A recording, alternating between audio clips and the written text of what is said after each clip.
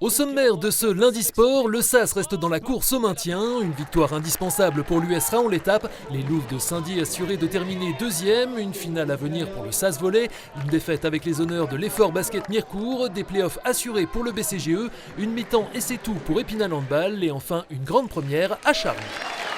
Le SAS n'a pas dit son dernier mot. Après leur succès la semaine passée face à Nîmes, les Boutons d'Or, avant-dernier de National, ont enchaîné vendredi soir une deuxième victoire consécutive face à un autre concurrent direct, Avranches. Dans la Manche, pour sa première titularisation, c'est Hugo Chambon, arrivé en janvier, qui a montré la voie en ouvrant le score à la demi-heure de jeu. Au retour des vestiaires, c'est un autre transfuge hivernal, Kamel Benekrouf, qui a scellé l'issue du match 2-0. Une victoire qui permet à Épinal de passer juste devant son adversaire et à 5 points désormais du premier non relégable à 5 journées du terme. À suivre vendredi la réception de Versailles 9e, mais qui doit encore entériner son maintien.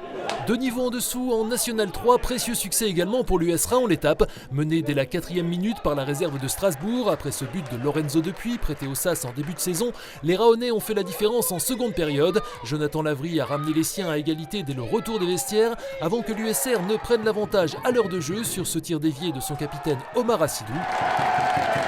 Sur ce coup franc d'Evan Morel sur le poteau, Djibril Koulibaly à l'affût entérinera ce succès 3-1 du club de la Porte des Vosges qui lui permet de distancer son adversaire du soir mais pas encore de quitter sa place de premier relégable à 4 journées de la fin du championnat. A noter par ailleurs le match nul de l'ES Taon 2-2 à Strasbourg-Königshofen. Le maintien des Taonais est en bonne voie mais pas encore acquis.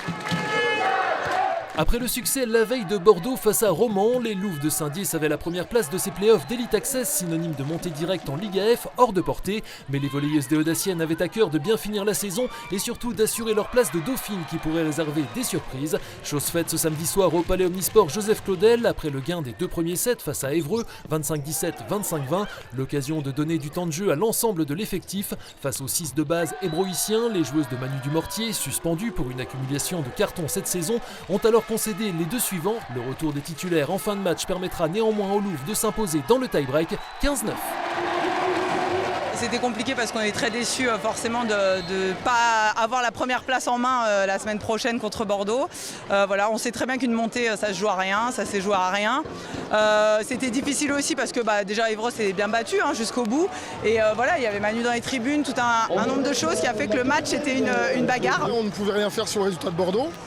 Nous on est contents de notre deuxième place, c'est une très belle saison et on verra ce que nous livrent les urnes et les décisions fédérales et de la Ligue pour la saison prochaine. Mais on est très satisfait de cette saison avec une belle deuxième place en play-off et une victoire en coupe, c'est une première pour le club.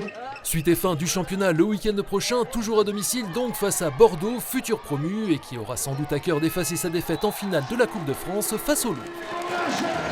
De son côté, le SAS Volley a enchaîné samedi soir une 6e victoire consécutive en autant de journées de play-off d'élite. Succès 3-1 face à Saint-Pierre-Calais. Épinal reste deuxième, à égalité de points désormais avec Avignon qui s'est incliné à Saint-Brieuc. À suivre une finale avant l'heure en Provence le week-end prochain pour le titre de champion de France de cette 3e division lors de l'avant-dernière journée. Titre honorifique pour les Spinaliens qui ne sont pas candidats à l'accession et voudront eux aussi prendre leur revanche sur les sudistes qui les avaient battus en demi-finale de la Coupe de France la semaine passée. 2-3. Allez, gros, regarde la mentalité, on se bat jusqu'au bout. Direction la salle Claude Accart avec un duel pour la deuxième place de National 3 samedi soir entre l'Effort Basket Mirecourt et Furdenheim. Déjà privés de 3 joueurs, après avoir perdu Jikel Luz en début de match, les Mircursiens en bleu ont accusé jusqu'à 27 points de retard face à des Alsaciens à l'adresse insolente à 3 points. À seulement 5 joueurs, emmenés par Dali et Gigant, les locaux vont pourtant signer une incroyable remontada en passant un 20-0 à leur adversaire pour revenir à 7 unités puis à 4 avant la dernière minute de jeu. Un peu juste physiquement, les locaux s'inclineront finalement 87-81 et ont vu la deuxième place potentiellement synonyme de montée s'éloigner. Honnêtement, on a montré du cœur, on était à moins 25, face au deuxième, on aurait pu s'effondrer et on n'a rien lâché, on y a cru jusqu'au bout. Et honnêtement, on peut être fiers de nous ce soir malgré la défaite. On se déplace au SLUC la semaine prochaine et on reçoit dimanche 28 Sainte-Marie-Metz. Donc voilà, c'est deux équipes qui sont en dessous de nous au classement. On peut encore viser la 3e place, donc ça sera à nous d'assurer les 2 derniers matchs de la saison.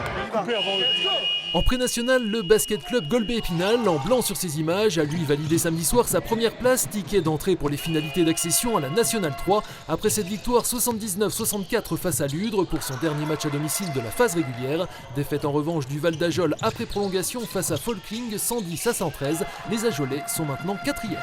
Allez ensemble, allez les gars. Toujours au Palais des Sports, les garçons d'Épinal Handball, bon dernier et déjà condamnés à la relégation, recevaient dimanche l'élite valdoise, pas encore assurée du maintien. Comme souvent cette saison, les Spinaliens en bleu ont rivalisé en première période, 14-15 à la pause, avant de s'écrouler au retour des vestiaires pour une défaite 23-35 au final, la 18e en 19 journées. Reste 3 matchs pour boucler cette saison de N3 avant de retrouver le niveau régional. Enfin, c'était une grande première ce week-end à Charmes. Le complexe sportif Jean-Robert Simonin accueillait le championnat Grand Est de gymnastique artistique par équipe fédérale A, le plus haut niveau régional. 700 compétiteurs issus de 74 clubs étaient en lice pour tenter de décrocher leur ticket pour les championnats de France programmés fin mai à Amiens. Contrat rempli pour 3 formations féminines vosgiennes, les 10-11 ans de l'entente gymnique des Audaciennes, les 10-13 ans de la Frontière de Remiremont et les 12-15 ans filles du club organisateur l'Espérance Carpinienne qui a mobilisé une 60aine de bénévoles pour accueillir sur 2 jours près de 2000 personnes. Chez les garçons, en 12 ans et plus, la Jeanne d'Arc de Plombières et l'entente sportive taonnaise sont en ballottage favorable pour une qualification au trophée fédéral mi-mai à Belfort. Plus d'images et de résultats ce lundi soir dans l'émission Côté Sport avec le milieu de terrain de l'US Raon-l'Étape Yanis Kenchoul, débrief de la saison des Wildcats d'Épinal et perspectives avec la présidente Anne Maufray, sans oublier Valérie Tuaillon de Vosges Matin, première diffusion à 19h.